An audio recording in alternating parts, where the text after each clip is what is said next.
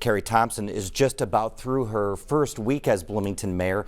She was sworn in Monday, and she comes in at a time when many significant projects started under former Mayor John Hamilton are still in limbo. Lucas Gonzalez sat down with Thomson to discuss her strategy moving forward. Carrie Thomson only just took office, but she already has a lot on her plate. Between the future of the city's police department, annexation, and the convention center expansion, many projects she'll be tasked with are still in flux. Those projects have caused rocky relationships between local leaders. Thomson says she wants local government to be more inclusive, responsive, and transparent. And we can get really stuck in talking about the problems and about projects that we may or may not agree on. I would like to build a government that really is open to the possibilities that we can create together. Thomson says deciding a path forward on the Showers West project will be one of her top priorities. The project seeks to relocate the police department into the western part of City Hall from its current headquarters on 3rd Street. Floods tore through downtown Bloomington in 2021. The rising water damaged the police station and a city fire station.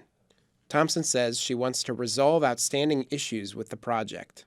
What's not clear, and it's been requested several times, but we still haven't seen the numbers, are the leases that we're currently under contract with and what the cost of terminating those early will be. The City Council recently rejected Hamilton's attempt to sell the current police station for private use. The proceeds were a planned funding source for the project. That came after relatives of the original landowners spoke out about deed restrictions on the property.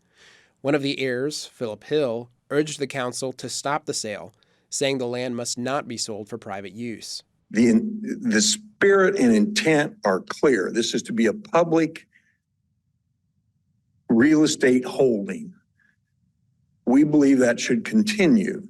Thomson says it was wrong for the city to try selling the station for private use, knowing of the restriction. It's very clear that it violated the intent of the gift agreement, and that, I think, when we're talking about how a city moves forward ethically and how we treat people, we need to be concerned about those things. Thomson has not ruled out a future sale, but says she's also considering rebuilding the current station.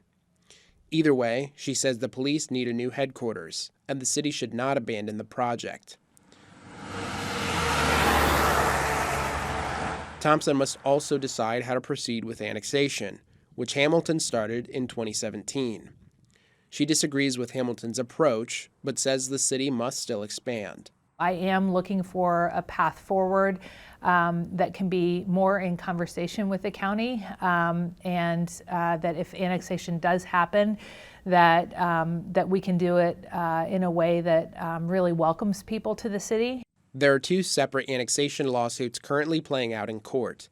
For months, opponents have pushed back against the city's request to dismiss a lawsuit challenging the constitutionality of a law voiding some of the annexation attempt. They've gone door to door, talking to residents and organizing petitions. Thomson says further action may need to wait until the lawsuits are resolved. She also says she wants to advance annexation in a way that does not impose on residents, but invites them to provide input. She says she has met with county officials and plans to consult them moving forward. Thomson says she'll also collaborate with the county on the convention center expansion project. My hope is that we can address whatever issues there may be and ensure that we can move forward with a partnership. The county commissioners and county council have yet to ratify an interlocal agreement for the project, but Thomson says they're getting close.